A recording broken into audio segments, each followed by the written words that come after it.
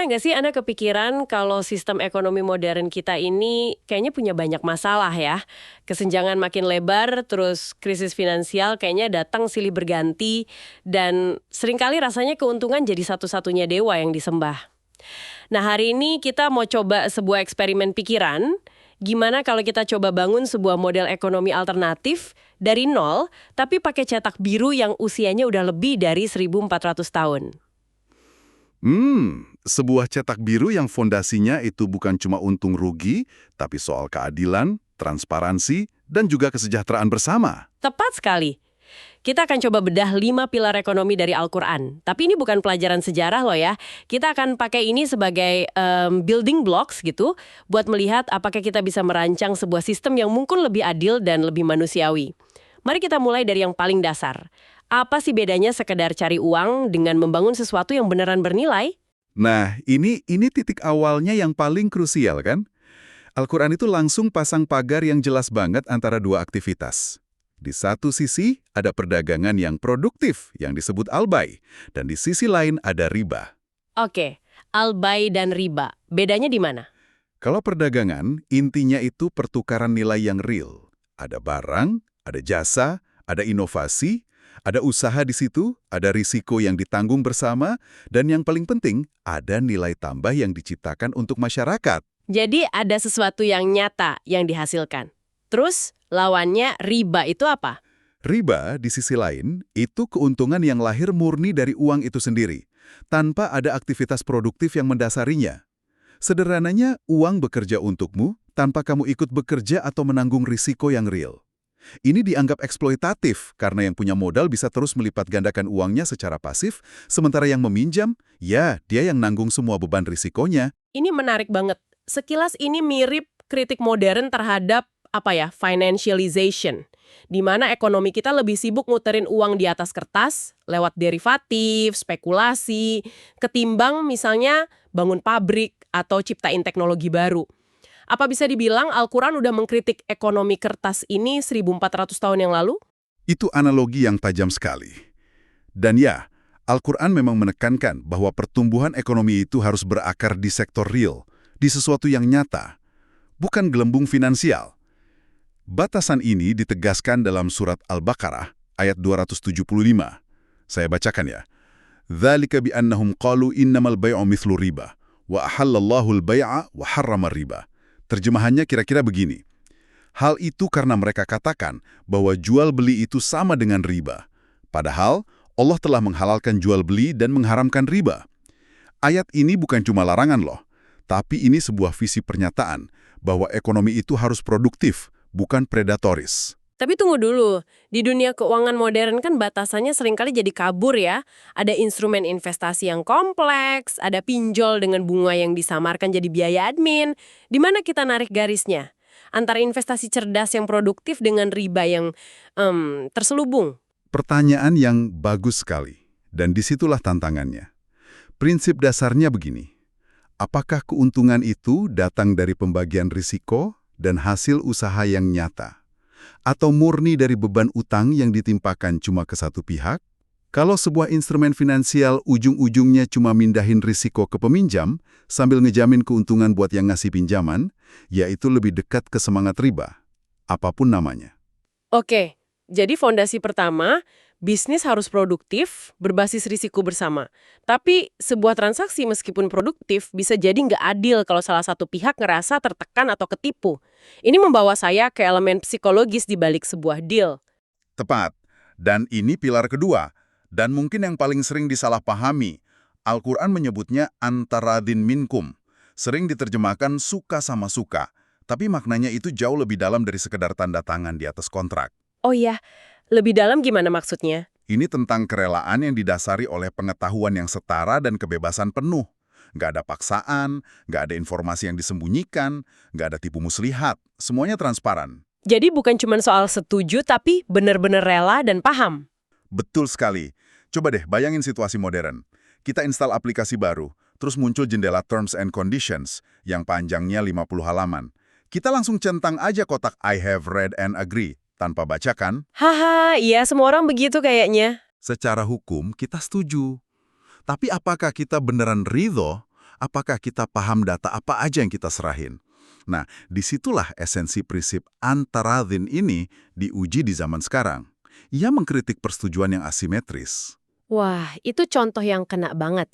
Jadi ini standar etika yang sangat tinggi ya untuk transparansi. Sangat tinggi.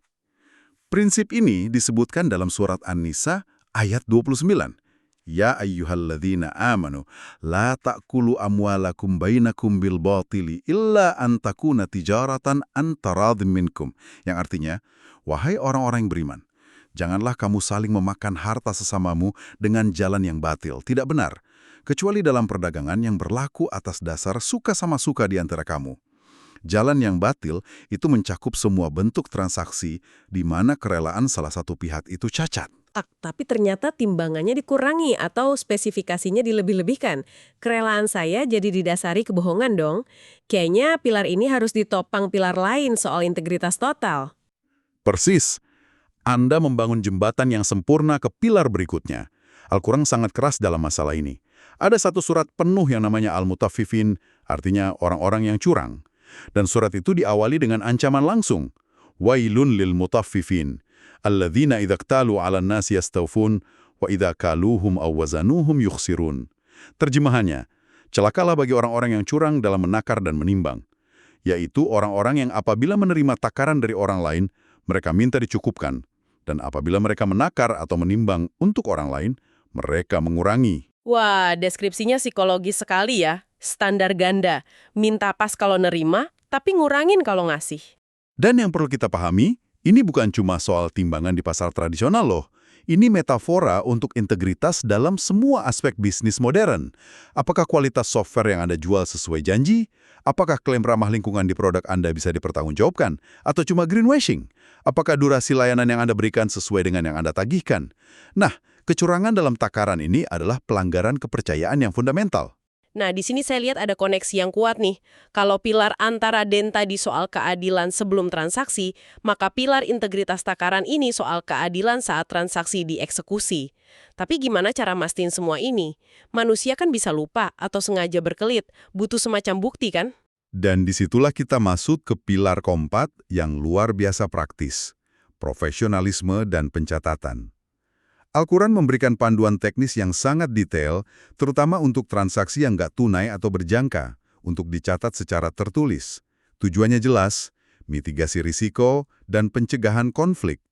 Ini yang ada di ayat yang terkenal panjang banget itu kan? Betul.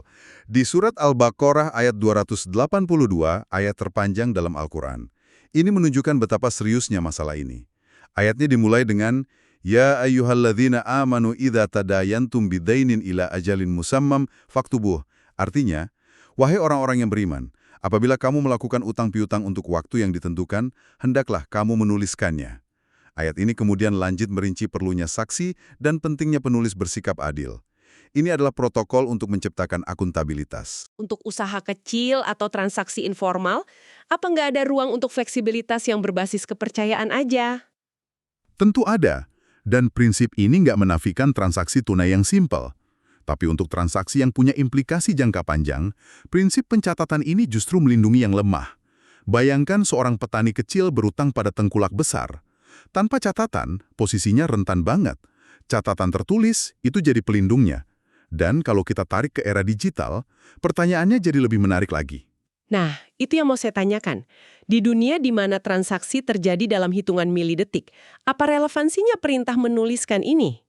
Apakah smart contract di teknologi blockchain bisa dianggap sebagai faktubuh atau tulislah versi modern? Itu pertanyaan yang sangat relevan. Smart contract itu kan kode yang mengeksekusi perjanjian secara otomatis dan catatannya nggak bisa diubah. Secara prinsip, tujuannya sama persis. Menciptakan catatan yang objektif, transparan, dan tidak bisa dimanipulasi untuk menjamin hak dan kewajiban semua pihak. Jadi, ya semangatnya sangat sejalan. Metodenya berevolusi, tapi prinsip dasarnya, kejelasan dan akuntabilitas itu tetap abadi. Oke, jadi kalau kita rangkum sejauh ini, kita punya sistem di mana transaksi harus produktif, didasari kerelaan sejati, dieksekusi dengan integritas penuh, dan dilindungi oleh pencatatan yang akuntabel. Kerangka yang solid banget untuk transaksi individu. Benar. Tapi kemudian muncul pertanyaan yang lebih besar. Kalau semua transaksi ini udah berjalan dengan adil, terus buat apa semua ini? Apa tujuan akhirnya cuma agar setiap individu bisa numpuk laba sebanyak-banyaknya secara halal? Nah, itu dia. Apa gunanya semua ini bagi masyarakat secara luas? Disinilah kita sampai pada pilar kelima. Pilar pamungkas yang menyatukan semuanya.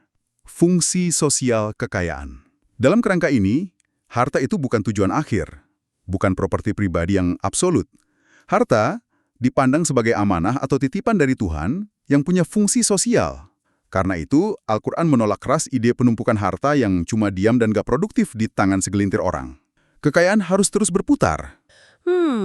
Ini kedengarannya beda banget dengan gagasan ekonomi trickle down ya. Yang mana kita berharap kalau yang di atas makin kaya, remah-remahnya bakal netes ke bawah. Konsep ini sepertinya lebih proaktif. Kekayaan itu harus sengaja dipompa biar bersirkulasi. Sistematis dialirkan. Mekanisme utamanya adalah zakat, yang sifatnya wajib, dan dorongan kuat untuk infak dan sedekah. Ini bukan sekadar amal atau sumbangan, tapi instrumen kebijakan ekonomi. Dirancang untuk memastikan kekayaan gak membeku di puncak piramida, melainkan terus mengalir untuk memberdayakan mereka yang di bawah, menciptakan jaring pengaman sosial, dan meredam kesenjangan. Ada perumpamaan yang indah banget tentang ini di Al-Quran yang menggambarkan efek dari sirkulasi kekayaan ini. Ya, sebuah analogi yang luar biasa kuat tentang multiplier effect dari memberi. Ini ada di surat Al-Baqarah ayat 261. Mathalul ladzina yunfiquna amwalahum fi sabilillah kamathali habbatin ambatat sab'a sanabil fi kulli sunbulatin mi'atu habbah. Terjemahannya, perumpamaan orang yang menginfakkan hartanya di jalan Allah adalah serupa dengan sebutir benih yang menumbuhkan 7 bulir, pada setiap bulir ada 100 biji. Analogi ini brilian. Ia mematakan bahwa memberi untuk kepentingan sosial itu bukanlah mengurangi harta, itu sebuah investasi. Harta yang Anda lepaskan itu gak hilang, tapi tumbuh berlipat ganda, baik dalam bentuk manfaat ekonomi real di masyarakat maupun keberkahan spiritual bagi si pemberi. Ini menegaskan bahwa dalam cetak biru ini, efisiensi ekonomi dan keadilan sosial itu dua sisi dari koin yang sama. Jadi, kalau kita rangkai kembali dari awal ya, ini bukan sekedar 5 aturan yang terpisah. Ini satu sistem yang utuh dan saling terkait. Dimulai dari bisnis yang harus ciptain nilai nyata, bukan sekedar muterin uang. Lalu transaksi itu harus dijalankan dengan kerelaan sejati dari semua pihak. Kerelaan itu dijamin dengan integritas dan transparansi total dalam prakteknya, yang diperkuat dengan pencatatan yang akuntabel. Dan puncaknya, semua hasil dari aktivitas ekonomi itu nggak boleh berhenti, tapi harus terus berputar untuk kebaikan bersama. Anda merangkumnya dengan sempurna. Hasil akhirnya adalah sebuah visi di mana aktivitas ekonomi itu sendiri menjadi sebuah bentuk ibadah. Kejujuran saat menimbang barang, keadilan saat membuat kontrak, kepedulian pada mereka yang kurang beruntung, semua itu adalah manifestasi dari keimanan. Tujuannya bukan sekedar akumulasi modal, tapi untuk membangun peradaban yang produktif, adil, dan manusiawi. Sebagai penutup, setelah kita bedah cetak biru berusia ribuan tahun ini, ada satu hal untuk Anda renungkan. Kalau Anda diminta untuk merancang ulang satu saja aspek dari sistem ekonomi modern kita, entah itu sistem perbankan, aturan di e-commerce, atau kebijakan pajak. Dengan menggunakan salah satu dari prinsip-prinsip yang kita bahas tadi, perubahan paling radikal apa yang kira-kira akan terjadi? Ini sebuah pertanyaan besar yang menarik untuk kita bawa pulang.